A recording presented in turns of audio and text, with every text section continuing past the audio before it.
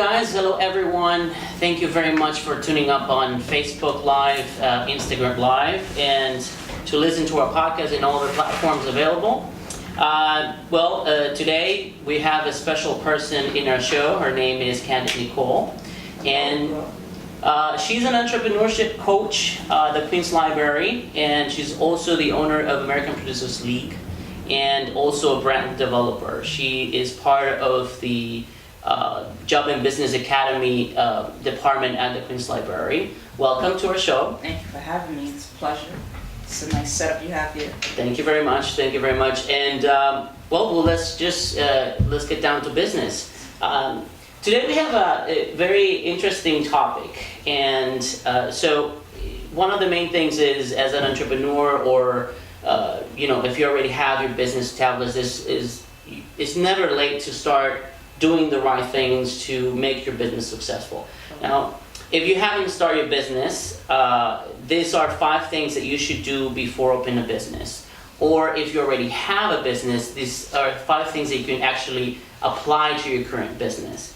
And I would like to know a little bit of your input in this points. The first one is it very important to understand your strengths and skills and your time available before you open a business at the same time when you already have a business? It's very important to understand your skills, also your strengths and your weaknesses. Time is also another thing you need to think about. But I always tell people, like, the main thing you should think about before opening a business is, the reason why. Like, a lot of people do it for money, but I figure if you're just doing it for money and solely based off money, you're going to burn yourself at the end. It should be something that you're passionate about, a problem that you're fixing from a personal experience. But understanding your strengths is good, because once you know your strengths, you're able to identify your weaknesses, and then you can fill in that gap and look for people your weaknesses are their strengths. So that way you can start building a team. And entrepreneurship takes it's a 24/7 thing, 24/8 thing, where time is key. Like, you're gonna miss time from your family and your friends. You're gonna have to discipline yourself from doing, going to the movies every Friday, to staying home, working on the business plan, working on the marketing plan. So there's a lot of things to think about when it comes to like being an entrepreneur. And I definitely agree with like the topics, and having skills, something that you definitely need. So in your experience as a business owner, because you not only help business to create the business or the brand, et cetera, but you also own a business. What is your experience or what can you tell us about the strengths and your skills and your time that you have to put into your business?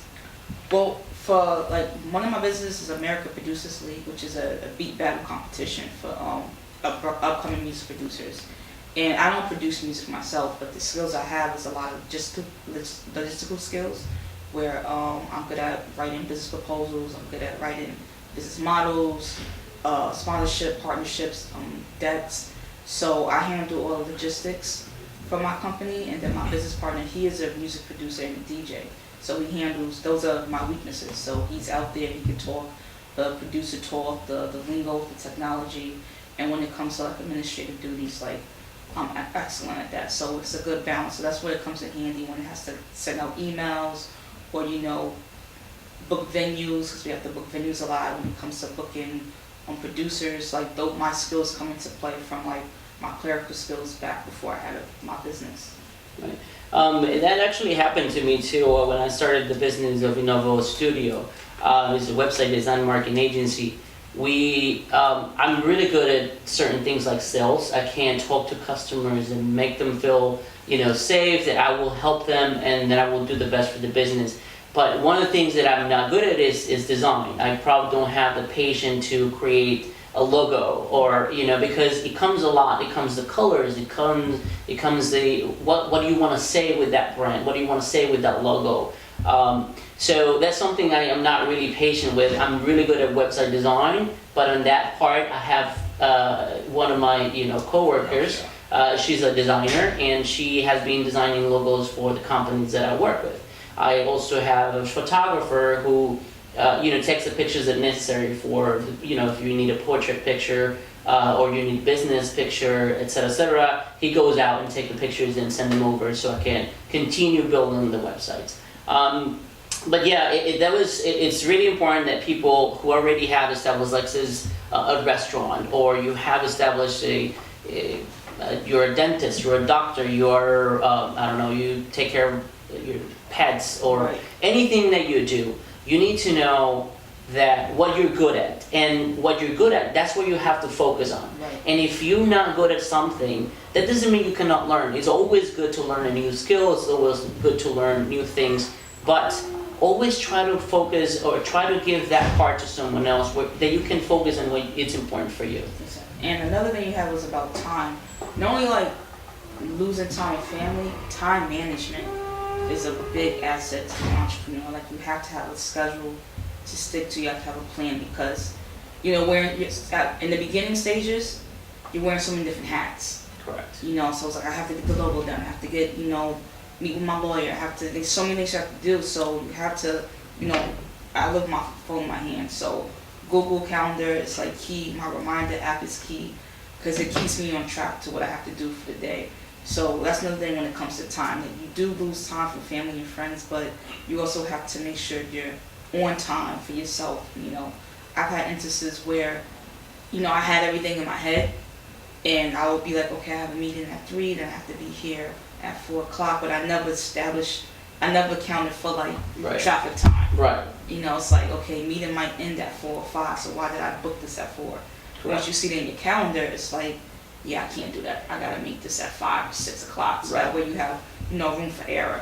So those are like key things to think about. Yeah, time management is super important in terms of not only timing and what you gotta do on your daily life, but also in terms of everything they have to do legally speaking, like getting an LLC, like you can't start selling stuff without a, Right. sales, license, etc., your EIN number, all this stuff is very important. So you have to keep that in mind, applying for a trademark and all this stuff, so you don't get involved in issues that is gonna, become something bad, later on. And I get that a lot with clients, like people that come to Queen's Library. They're just so eager to like have a business before they get their paperwork done. They're already promoting it on Instagram. They're making business cards. Correct. They don't even check if like the name is taken or not. So I've come across where people print out business cards and like stickers, and then I'm like, well, is the name taken? You got the LLC? And they're like, oh, I didn't check. And I'm like, let's check right now.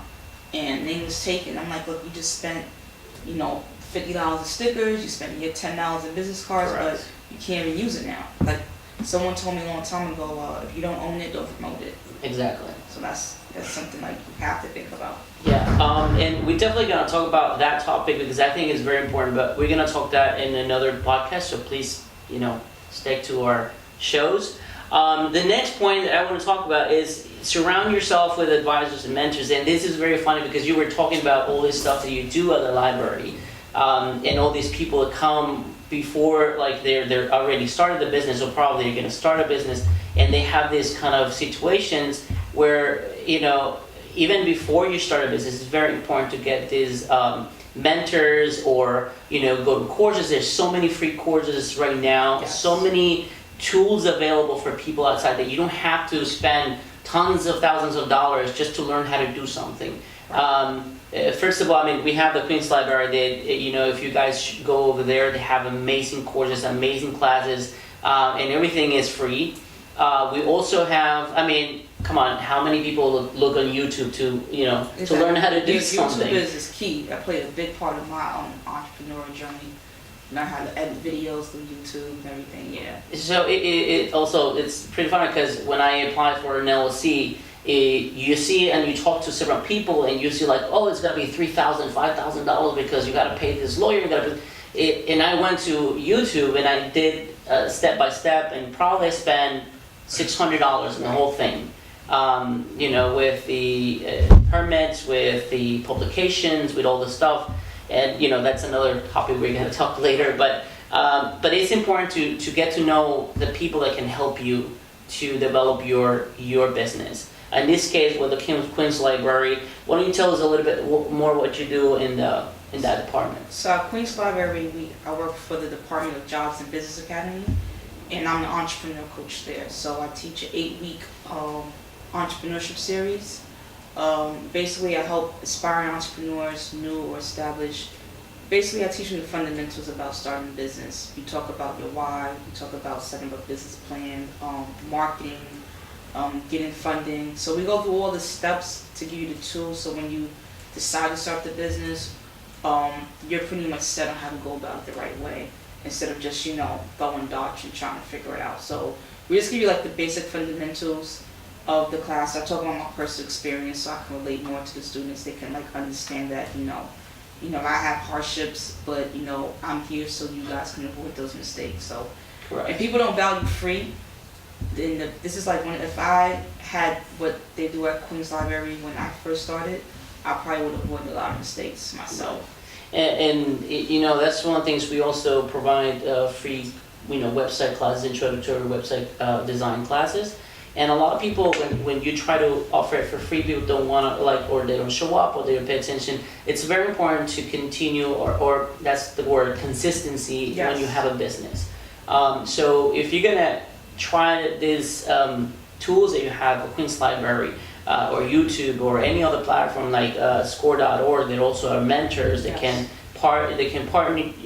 make a partnership with you and the person of the stuff you need. Maybe you need financial advice, or you need legal advice, or administration, or whatever. They can partner you with a good mentor. So it's very important to keep consistency. A lot of people, you have to appreciate this stuff. I have persons and people that I know in score.org that they said that probably 60% of the people miss their appointments. Mm-hmm. I was one of them when I first did it. I missed the first appointment I had to schedule. Right, and it's understandable. Everybody has a life, and you have stuff to do, and even stuff for your family or your business. But you have to try to put yourself. That's one of the first topics. Is time. You have to organize your time. You have to manage your time so you can have the right path. You can go step by step and not miss any step, because this is very, very important. So the next topic, and I think it's one of the most important part, is to understand the market. When I work with several brands, I work with several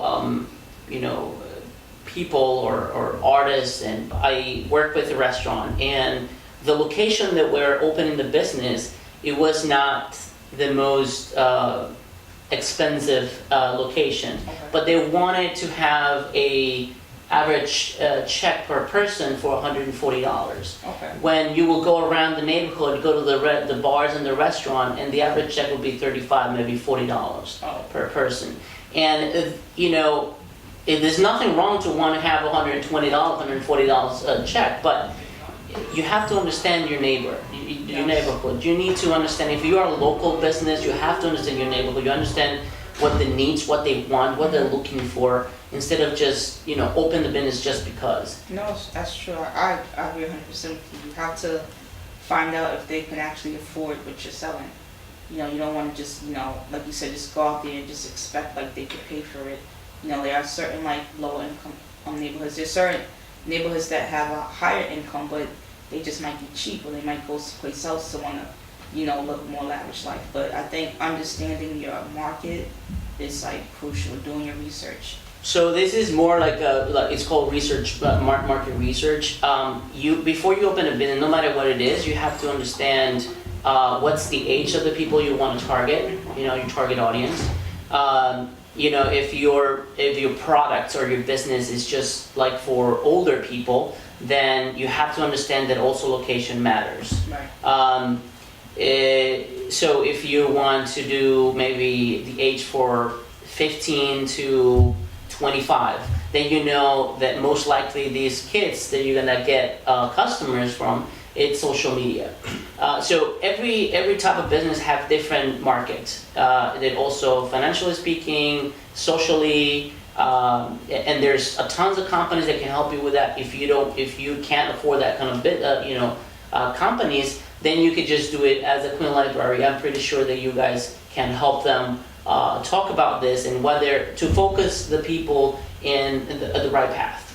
No, I tell the people who attend, like, we have 2 marketing classes. We have traditional and social media. But before we even get into that, when it comes to like selling the business, I tell them like you have to know who you're selling to. Do they need what you're selling? Do they need it? Like you said, demographics, where they live. If you're gonna have a brick and mortar, like, are you gonna be on a main avenue where you're gonna have tons of competition? Are you gonna be somewhere where you're by yourself and it's hard to get to? Like, you have to think about transportation needs, gender, religion too. Like, are you gonna be open on certain holidays?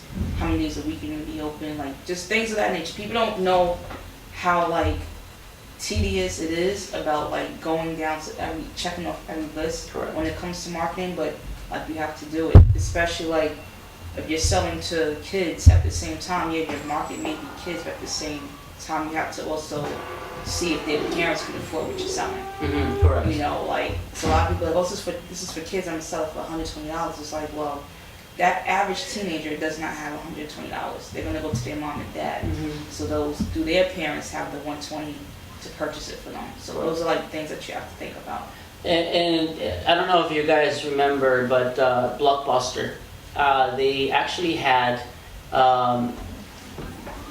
before everything become like internet thing, they had the opportunity to go online, but they had the market research and everything, and they said that the people like to go to the stores, and they like to, the possibility to get to see their neighbors over there, and they also like to get out and purchase popcorn before they go to watch the movies at home.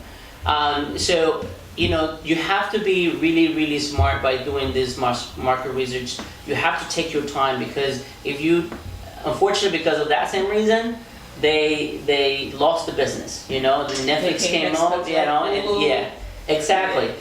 So they had the opportunity to do it, and this is the same thing when you have a business. If you're already established, don't be afraid of change. That's correct. Don't be afraid of doing this market research, even if it tells you that it's different of what you have an idea. Don't be afraid, because that's what the people want, and that's what's going to bring you customers. That's what is going to bring you clients, and it's going to make your business grow. Exactly. Like, especially for established businesses, like one thing that we do, we send out like Google forms, like to get feedback. We do like type forms, just to get customer feedback. Hey, we're thinking about changing up some things. What do you think about this idea? Because if you already have customers and you ask them for their feedback, trust me, they're gonna want to volunteer feedback, because everybody wants their opinion to be heard. Correct. So I think as established businesses, you do need to look into like different ways of getting the feedback. Maybe doing some focus groups. Testing out the market before you make that actual switch. Correct. And just see if it's needed for your business. So you gotta get out that comfort zone, because there are businesses that have been in this for like 5-10 years, and like you said, they feel that they know already, but they don't know. This is something that actually happened very recently. I was working with a restaurant, and they have 3 restaurants. And one of the things that happens, unfortunately, is that fortunately for a lot of people, but unfortunately for a lot of business owners, is the minimum wage went up. Right. Went to $15 an hour. So that's a little tough for the owner, because it's like you raise the prices, but you don't understand that also the person who cuts the meat and send it to your restaurant also is raising the prices, because they got to pay the delivery guys, and they got to pay the person who cuts the meat. Truck driver that drives the meat to Correct. It's a lot. The person who actually packs the meat, the person who puts it in the fridge, all this, it just keeps increasing. So it's really hard for a business owner to like now charge you $30 for a burger, because I got to pay my dishwasher who has to wash the plate that you're eating on. I had to pay, like the person who's cooking it, the person who's, The lights. Exactly. The lights on, little stuff, the gas to cook it. Correct. And one of the things that we'll talk to this restaurant is that that's why a lot of restaurants are changing their concept. They're becoming more kind of fast food restaurants. Now they're reducing the employees in terms of no more servers, no more bussers. Now you got to go to the bar, order your food, and then they bring it to your table, and that's it. The main reason is because it's really hard for someone to afford those employees. They're just going to go there, they're going to clean up your table, they're going to bring you the salt and the pepper, and to serve you at the table. And so that's one of the things that we were working with them. Unfortunately, they didn't want to change. They were afraid. It was a gentleman that was in his 60s, 70s, Okay, and he was so yeah. afraid of changing because he said, if I change, I'm gonna lose my customers. You want to hear something interesting? A restaurant chain, Burger King actually. They're the opposite. You know how they're fast food? There's a Burger King on 35th Avenue, like by Macy's. Mm-hmm. And when you walk in, they have a server. They sit you down at the table, Wow. and they give you the Burger King menu, and they put like a little number on the table so when you order. It's so like tripped up because it's like, isn't this Burger King? Like, it's no more like, can I take your order? Like, if you want to go to the register, you can order, but if you want to actually have a seat at a table, they actually treat you like It's about the a restaurant. experience, yeah. So I just thought it was just a trip because when you think Burger King, you just think go in, go out, but to have someone like greet you and give you a menu with the Burger King logo on it, it's just like, really? Yeah, but you know that. Tip 'em. But you know that also is going to increase the price. Yes. So they did it opposite from what your client. Correct. Yeah, it is. That's why it's important to market research, because it might be that your business, what people is looking is the experience, it's not actually the price. That's why it's important. Like maybe the type of business or product you have, people is looking for the price, or they're looking for the quality, or they're looking for affordability, or any type of option. You have to make sure that you know what they're looking for. Correct. So you can actually sell it. The next one, the next of our topics, or fourth topic, is developing a powerful message. And this is actually very important because you are you help business to create their brands and to go the products to go to the market. I believe it is very important and powerful message in terms of having the website, in terms of having social media, in terms of having your logo, your name, etc., etc. But tell us a little bit what you do on your. So brand development, I work with different entrepreneurs, different companies, and I work with them that just started. So we talk about the concept, where they want to take it, the audience, and I just help them set it up from the legal aspect of it, social media marketing of it, and just different ways of creating brand awareness. A lot of new entrepreneurs, especially my new clients, they don't like to be heavy on social media. They want to post one message here, one message there. It's it's okay if you flood the timeline. People get sick of you. They have a choice to unfollow you, or they just see you on their timeline. They're gonna be like, who is this person that keeps posting? And at some point they'll follow you. When it comes to having a message, I always say people go for the story. Before they purchase anything from you, they have to believe in your brand. They have to believe in what you're selling. So even for me, a lot of people go for my personality, and that's when they're like, I like your energy, I like how you do things, I want to work with you. So it's all about selling you first, and then that's how you sell the product. Correct. So I think when it comes to developing your brand, though, like you said, you have to have your website. That's the first thing people ask. I have ice cream business. Oh, what's your website? You have to have something, even if it's a simple landing page. People need a call to action. You need someplace to go. Social media, we use it all the time now. I check my phone. I think now the apps show you how long you've been on this site. Yeah. So it's I spend 37 minutes a day on Facebook. I was like, man, I didn't even notice that. Because you're just on it 5 minutes here, 5 minutes there. So I think brand awareness is key for especially a first-time business. So my job is to help develop a plan and strategy. Right now I'm working with a company called Autonomic Interactive, which is a new game development company. Mm-hmm. And they have a new game called Radical Spectrum 3 that's going to be coming out. And I'm helping them with their social media marketing, telling them different ways of how to promote their brand based off making, walkthrough videos and tutorials and things of that nature. So my job is just also basically to go out and network and connect the dots. So it's okay, you're a gamer, you need to find other gamers. I found them over here. Right. Here you guys go. Just keep the networking and yeah.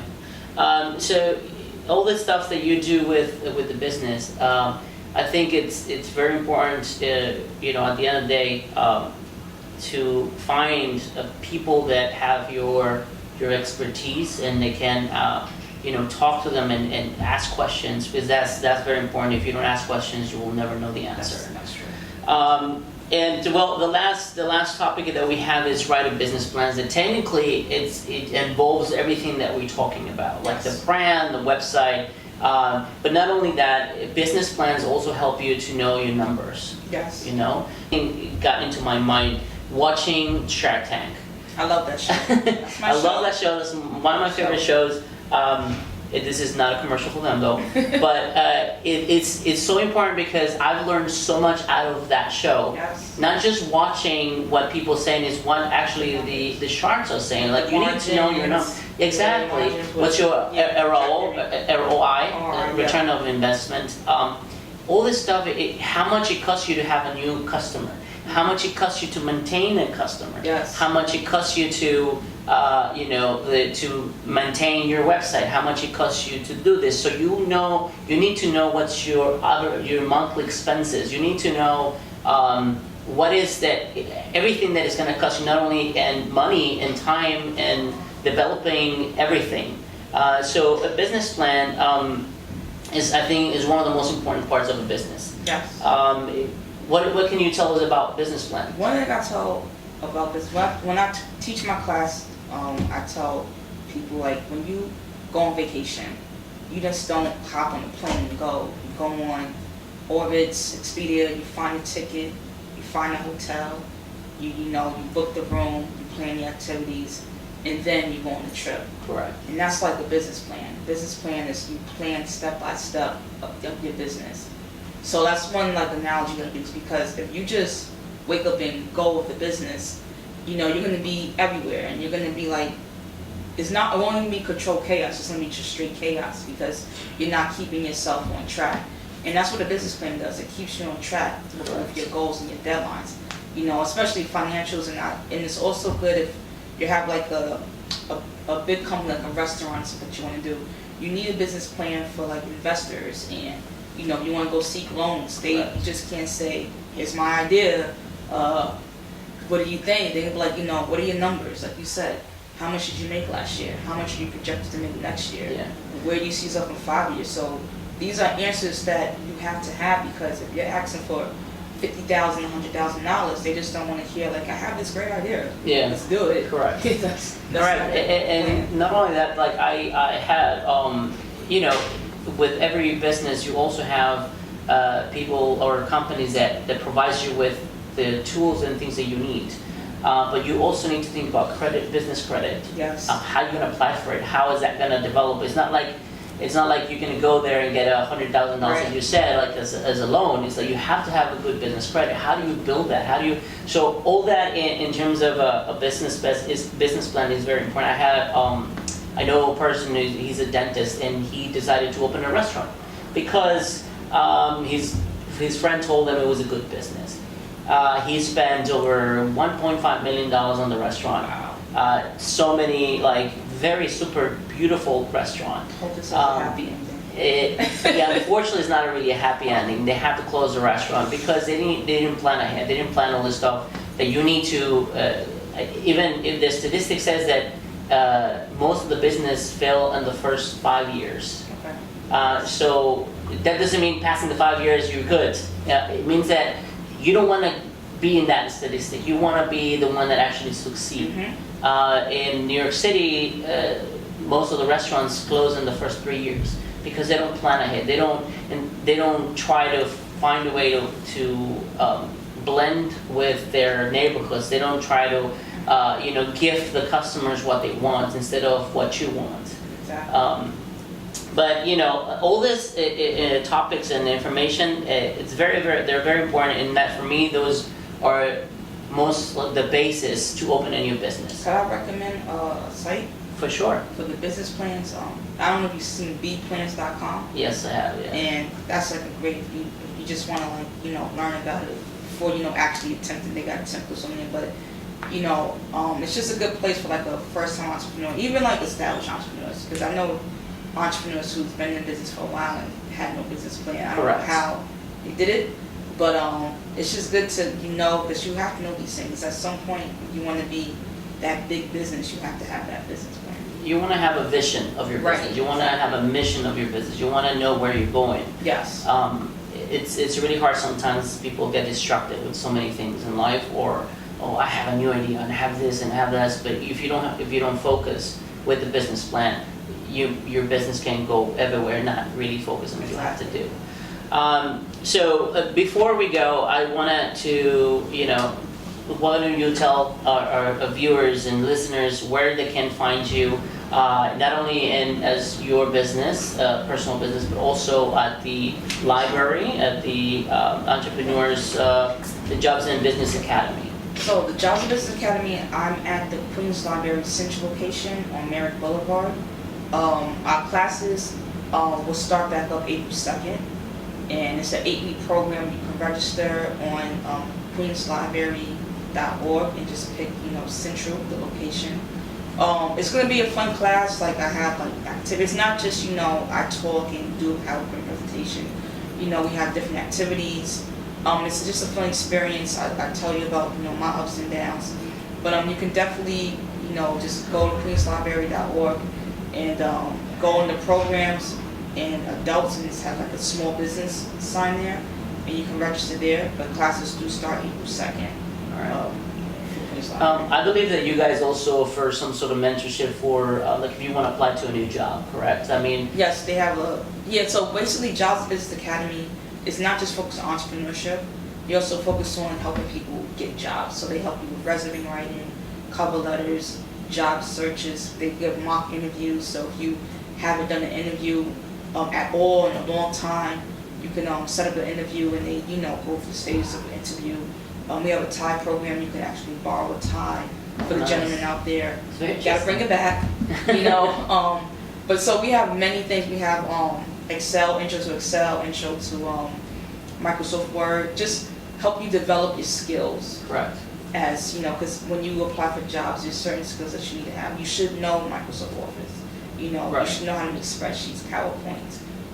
It's very just even to write a letter on Word. Exactly. Even today, I was doing I had to do my attendance sheet, and I normally have my data assistant set up the template. Yeah. And she was sick, and she came in late. So when I wanted to do it, I was like, man, how does she get the cells to merge together?